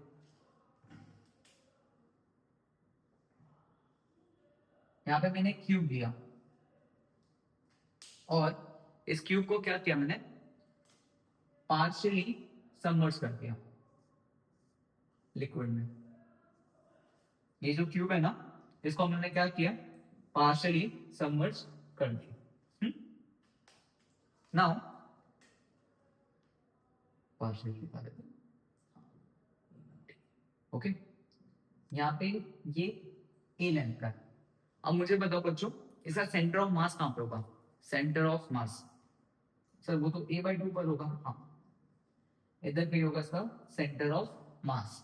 अब मैं तुम लोग से पूछूं बच्चों, बताओ इसका सेंटर ऑफ बॉयंसी क्या होगा, क्या क्योंकि आधे लिक्विड को डिस्प्लेस किया हुआ है, हाँ, आधे लिक्विड को डिस्प्लेस किया मतलब वो लिक्विड कुछ इस तरह दिखेगा, ये भी क्यूब ऐसा होगा ना, a/2। अब इस लिक्विड का सेंटर ऑफ मास कहां पे होगा, सर क्या ऊपर की तरफ हो, कितने पे, a/4 में, क्या इधर ही होगा ना, इतनी बात आती है समझ में, सेंटर ऑफ मास। तो यहाँ पे सेंटर ऑफ बॉयंसी कहां होगा, इधर, विच विल हैव a/4। क्या क्लियर है इतना कि centre of buoyancy is the centre of mass of the displaced portion of liquid. इसका पहला एग्जांपल था, क्या आया सबको अच्छे से समझ में, ठीक है। चलो अब दूसरा करते हैं।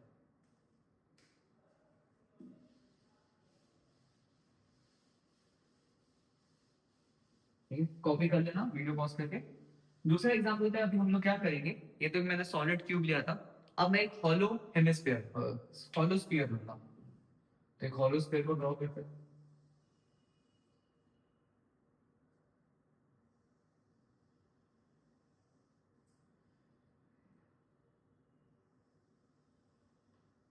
थोड़ा सा टाइट, हाँ चलिए। तो एक हॉलो क्या ये स्फीयर, जो बेसिकली ये भी आधा सबमर्ज्ड है। ये जो हॉलो स्फीयर है ये भी आधा सबमर्ज्ड है। ठीक है, नाउ सेंटर ऑफ मास, इसका रेडियस आर है। सेंटर ऑफ मास कहाँ पे होगा, अच्छा वो सेंटर पर होगा। ठीक है, हाँ यहाँ पे कहीं होगा इसका सेंटर ऑफ मास। अब मुझे ये जानना है कि इसकी सेंटर ऑफ बॉयंसी क्या होगी।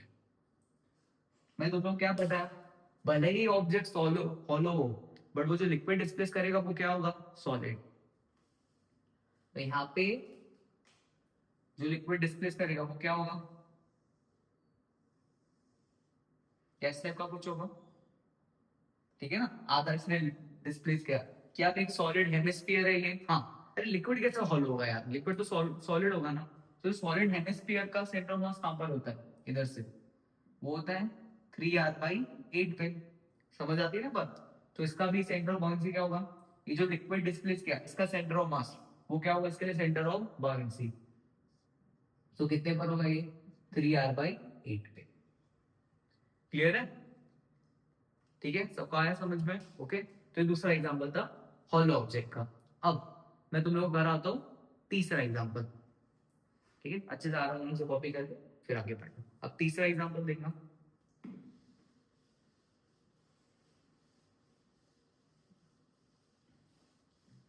तीसरे एग्जांपल में हम लोग क्या करेंगे, अभी मैं यहाँ पे दो ऑब्जेक्ट ले रहा हूँ, दोनों का जो वॉल्यूम है बच्चों वो सेम है। दोनों ऑब्जेक्ट का जो वॉल्यूम है वो है सेम, और इनको मैंने पूरा ही लिक्विड के अंदर सबमर्ज कर दिया। इन ऑब्जेक्ट को लिक्विड के अंदर मैंने क्या कर दिया, सबमर्ज कर दिया।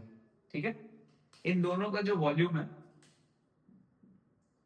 v है, दोनों का वॉल्यूम क्या है v, बट इसका मास 2m है और इसका मास m है, और एक मास ने स्ट्रिंग से लगा के रखा है लेंथ l पे।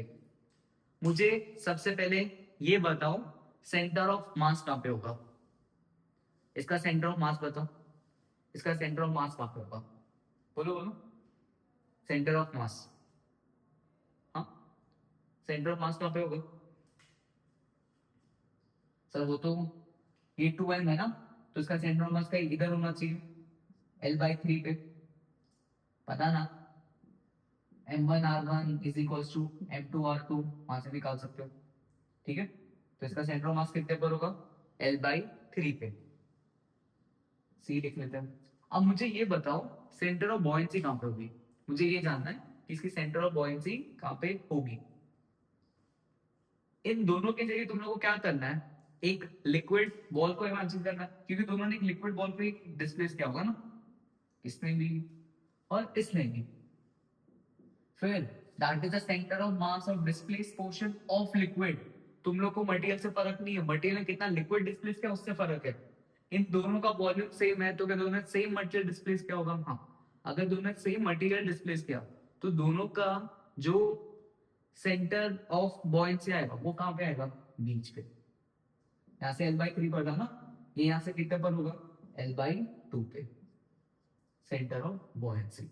अब पता है इसकी वजह से क्या होगा, इसकी वजह से सुनो भी थोड़ा सा हम लोग एडवांस कंसेप्ट पढ़ेंगे। इधर नीचे की तरफ क्या लगेगा, mg, ऊपर की तरफ क्या लगेगा, buoyancy.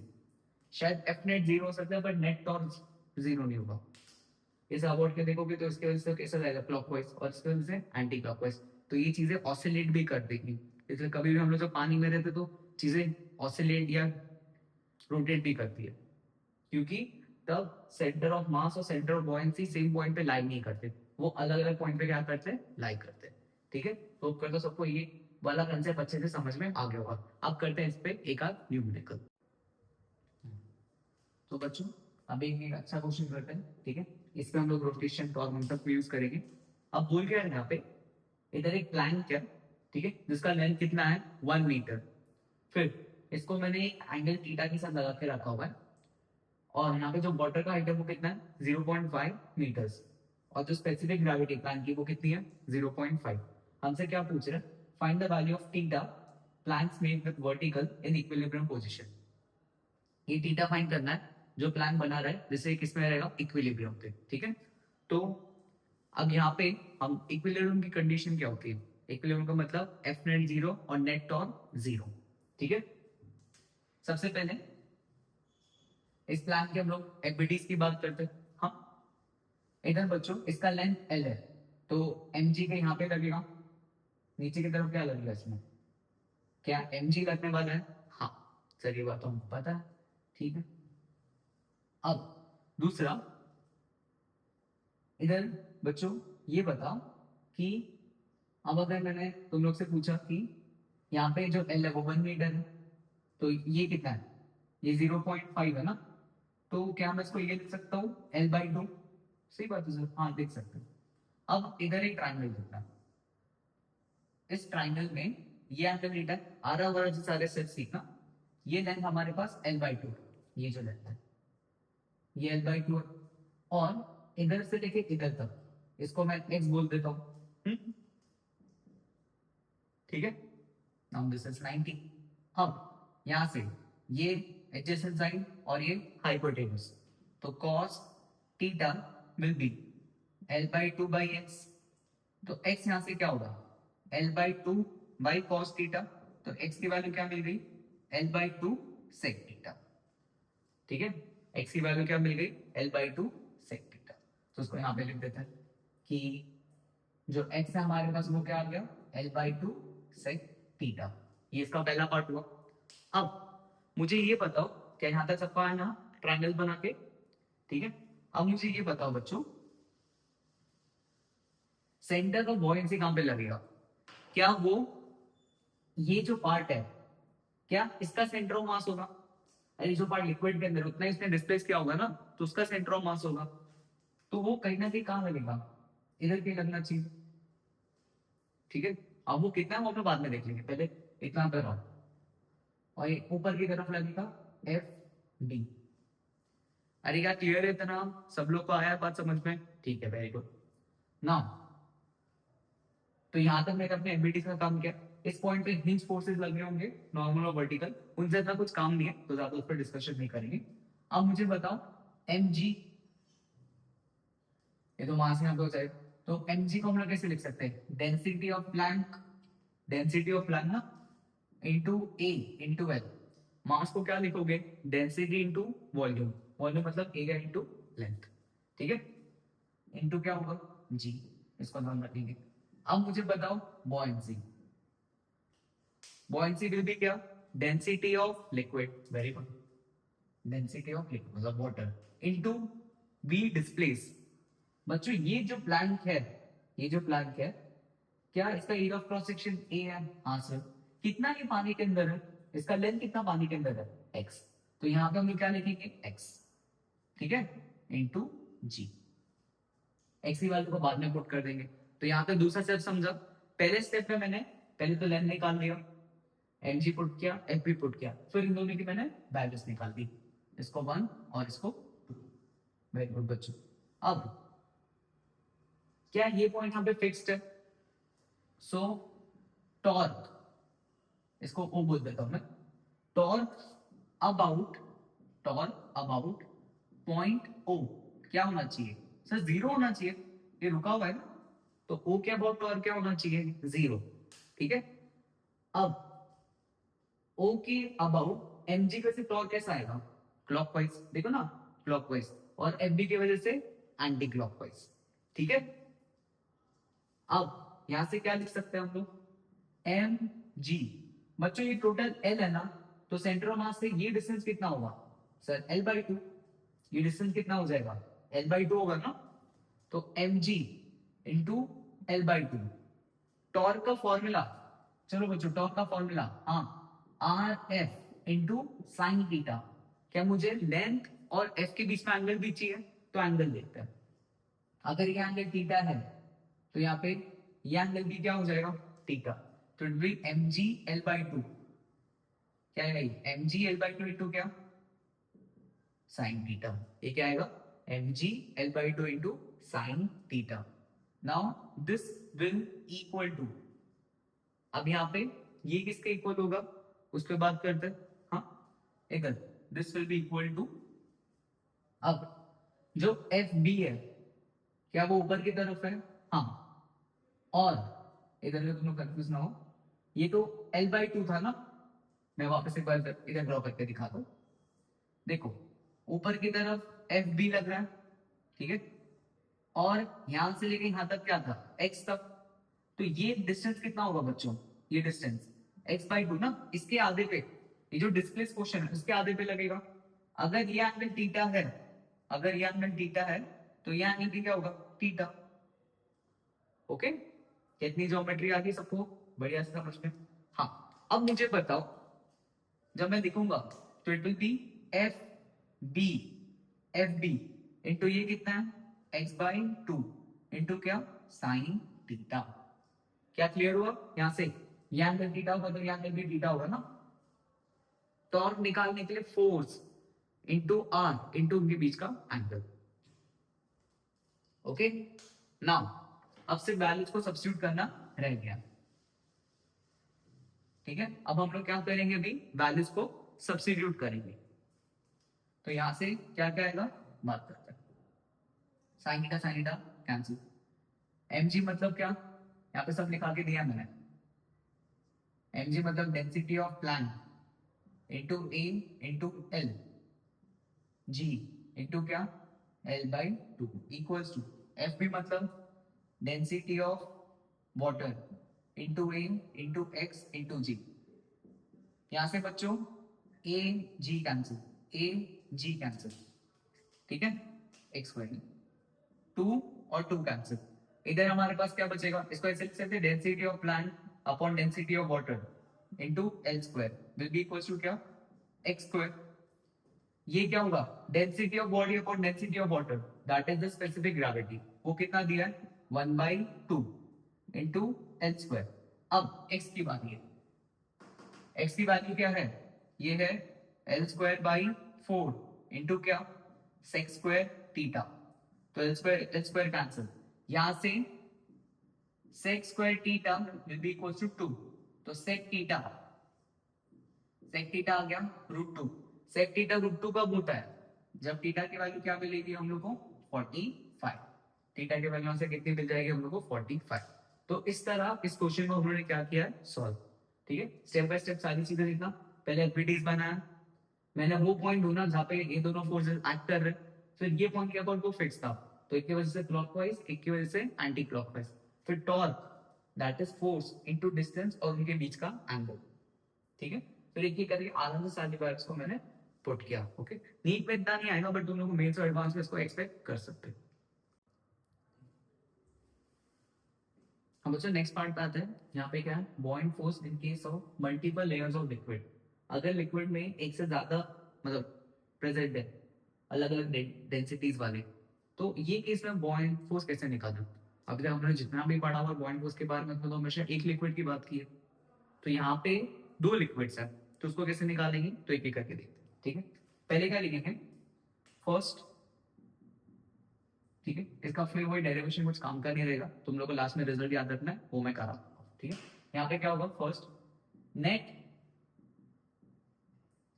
Net hydrostatic force, net hydrostatic force by liquid A, liquid A की वजह से नेट हाइड्रोस्टैटिक फोर्स। देखो लिक्विड ए के बीच में यहाँ पे क्या ये इधर से और इधर से क्या फोर्स अप्लाई करेगा, हाँ हॉरिजॉन्टल से फोर्स अप्लाई कर रहा है। अगर जो लिक्विड्स के पॉइंट्स मैंने लिया था वो सेम लेवल पर, प्रेशर सेम होगा और एरिया भी सेम हो जाएगा, तो एफ ए क्या होगा सर, एफ ए जीरो हो जाएगा। सही बात है ना, एफ ए यहाँ पे क्या होगा जीरो। ठीक है, वैसे ही अब मुझे बताओ net net hydrostatic force, net hydrostatic force by liquid B, B की वजह से नेट हाइड्रोस्टैटिक फोर्स बताओ। यहाँ पे लिक्विड बी की बात करेंगे तो क्या इसको हॉरिजॉन्टली लग रहा है,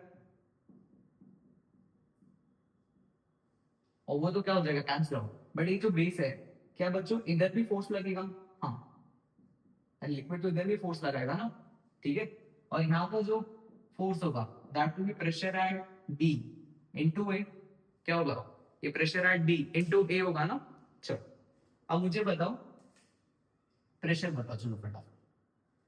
जब मैं ऊपर रहूंगा, ऊपर, ठीक है, ऊपर की तरफ क्या होगा, इधर क्या एटमॉस्फेरिक प्रेशर एक्ट करेगा, हाँ, ऊपर की तरफ, तो पी नॉट प्लस, अब इधर आते हैं, इधर यहाँ पे इस लिक्विड की वजह से जो प्रेशर लगेगा, ये हमने सीखा है ना मल्टीपल लेयर ऑफ लिक्विड में, इस लिक्विड की वजह से जो प्रेशर लगेगा that will be rho ji H होता है ना,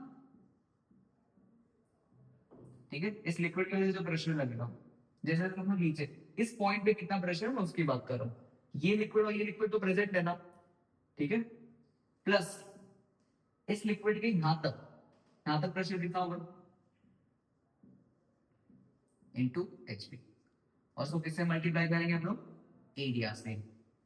क्या यहां तक बात आई सबको समझ में, यहां तक इस पॉइंट का जो प्रेशर होगा एटमॉस्फेरिक प्रेशर प्लस दोनों लिक्विड्स के जो प्रेशर है, ये हो जाएगा एफ बी, ठीक है। Now now the net now the net hydrostatic force, now the net hydrostatic force by all liquids, जो नेट हाइड्रोस्टैटिक फोर्स होता है उसी को हम लोग क्या बोलते हैं, बॉइंग फोर्स। ये पता था ना कि जो लिक्विड की तरफ से जो पूरा नेट फोर्स लग रहा है उसको हम लोग क्या बोलते हैं, बॉइंग फोर्स। अब वो मुझे बताओ, नीचे से जो लग रहा है उसको मैंने क्या लिखा, पीबी इंटू ए लिखा।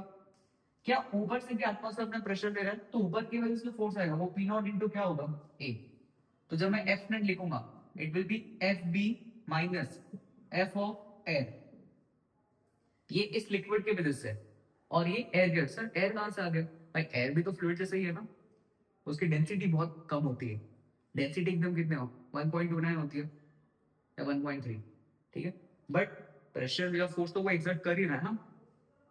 तुम लोग एक तरह से देखो तो यहाँ पे 3 लिक्विड्स है बट एयर की डेंसिटी बहुत कम है, यहाँ पे इसलिए मैंने रो जी एच वाला टर्म नहीं लिखा, ना के बराबर है।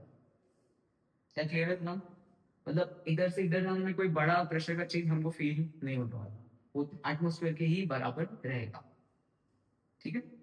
अब F B minus F air करेंगे, एफ एयर मतलब क्या, पी नॉट इंटू ए, तो यहां से हम लोग को जो निकल के आएगा that will be rho A, ठीक है, rho A into A into H A into G plus rho B into A into, sorry, into कितना आएगा, एच बी इंटू जी। क्या इतनी बात आई सबको समझ में, नहीं कर, ठीक है। इन दोनों को मैंने अलग से हाईलाइट क्यों किया है इस पे, ये जो टर्म है, ये सुनो क्लास, इसको कैसे लिख सकते हैं, इट इज, जो फाइनल रिजल्ट हम लोग को लिखना है, फाइनल रिजल्ट क्या होगा, it is density of liquid A into H, क्या होता है एरिया इंटू एच का होता है volume, it is B A into G plus, इसके वजह से क्या लिखना है, density of B into volume of B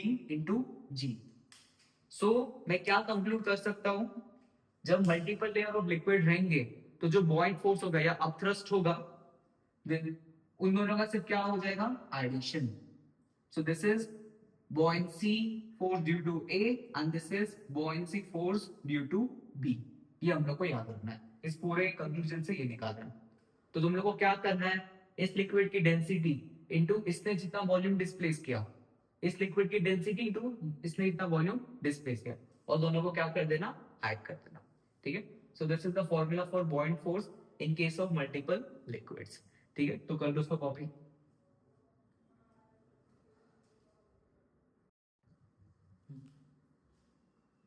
तो बच्चों अभी एग्जांपल सीखते हैं जो अभी हम लोगों ने इसमें सीखा था, ठीक है, मल्टीपल लेयर्स ऑफ फ्लूइड में। यहाँ पे क्या बोल रहे हैं, एक बॉडी है जो इक्विलिब्रियम पर है, ठीक है, और ये दो लेयर्स में इस तरह लगाई गई है। यहाँ पे इसकी डेंसिटी डी है और इसकी डेंसिटी कितनी है 2d है, और यहाँ पे इसका जो लेंथ है वो 3l/4 यहाँ पे समझ रहे, और यहाँ पे कितना है l/4। हमसे क्या बोल रहे हैं, हम लोग कैपिटल डी फाइंड करना है in terms of small D. अगर ये बॉडी इक्विलिब्रियम पर है तो जो नेट हाइड्रोस्टैटिक फोर्स है वो क्या है, बॉयंसी है बच्चों। वो कहाँ पे लगेगा, तो ऊपर की तरफ लगेगा, और वो किसको बैलेंस कर रहा होगा, इसके वेट को। ये जो लिक्विड जो अपथ्रस्ट प्रोड्यूस कर रहा है वो बेसिकली किसको बैलेंस कर रहे होंगे, इसके वेट को। क्या यहाँ तक बात क्लियर है? देखो अब यहाँ पे हम लोग क्या ध्यान में अभी रख सकते हैं, तो पहले एफ अप निकालते हैं या बॉयंसी, ठीक है। कैसे करना सुनो, पहले लिक्विड की डेंसिटी डी कितना इसके अंदर है, volume into sorry area into length, तो ए इंटू कितना 3l/4, ये आ गया v displace into G, plus दूसरे वाले के लिए क्या होगा, इसकी डेंसिटी कितनी है 2d है, तो 2d लिखा, इंटू बच्चों v डिस्प्लेस कितना होगा a इंटू ये कितना है l/4, तो a into l/4 into G. क्या यहां तक बात आ गई? ठीक है। यहाँ पे अब जो ये अब थ्रस्ट है, अब वो किसके इक्वल रहेगा, अब वो रहेगा किस एम जी के, अब वो किसके इक्वल रहने वाला है एम जी के, ठीक है। तो अगर वो एम जी के इक्वल होगा, ठीक है, तो यहाँ पे इसको कैसे लिखेंगे, डी ए इंटू क्या 3l/4 G plus 2da into l/4 into G equals to M G. बताओ एम जी का मतलब क्या होगा, it will be mass density to volume, तो डेंसिटी डी, इस पूरे का हम लोग वॉल्यूम लेंगे ना, क्योंकि इसका पूरे का मास है, तो इसको हम लोग क्या बोलेंगे एल इंटू क्या a/4 sorry L into A into जी। आगे इतना बात, ठीक है। ये पुराना 1995 का कोई आईटी का क्वेश्चन है। यहाँ पे एल ए जी कैंसिल, देखो ये सबसे कैंसिल आउट हो जाएगा, इधर क्या बचेगा 3l/4 प्लस इधर कितना सॉरी 3l कैंसिल होगा, इधर कितना आएगा 3d/4 plus 2d/4 will be equal to d, तो d यहां से कितना आ जाएगा 5d/4। क्लियर है किस तरह इस क्वेश्चन को किया? हाँ, और थोड़ा शॉर्टकट भी सुनो कैसे जल्दी भी इस क्वेश्चन को कर सकते हैं। देखो ये जो d था ये स्मॉल d से तो ज्यादा रहा होगा, इसके लिए नीचे चलेगा, ठीक है, लेकिन ये पूरा नीचे नहीं जा पाया क्योंकि इसकी डेंसिटी इससे कम रही होगी, इसके लिए यहाँ पे फ्लोट करने लग गया। तो जो हमारा आंसर है वो d और 2d के कहीं ना कहीं बीच में आना चाहिए। तो इस टाइप के भी क्वेश्चन आ जाता है कि यहाँ पे रो 1 रो 2 रो 3 लिख के दे देते और बताते कि इनको अरेंज करके दिखाओ, तो वहां पे भी तुम लोग इसको देख सकते हो, ठीक है। तो कर लो एक कॉपी बच्चों। अब नेक्स्ट क्वेश्चन करेंगे, ठीक है।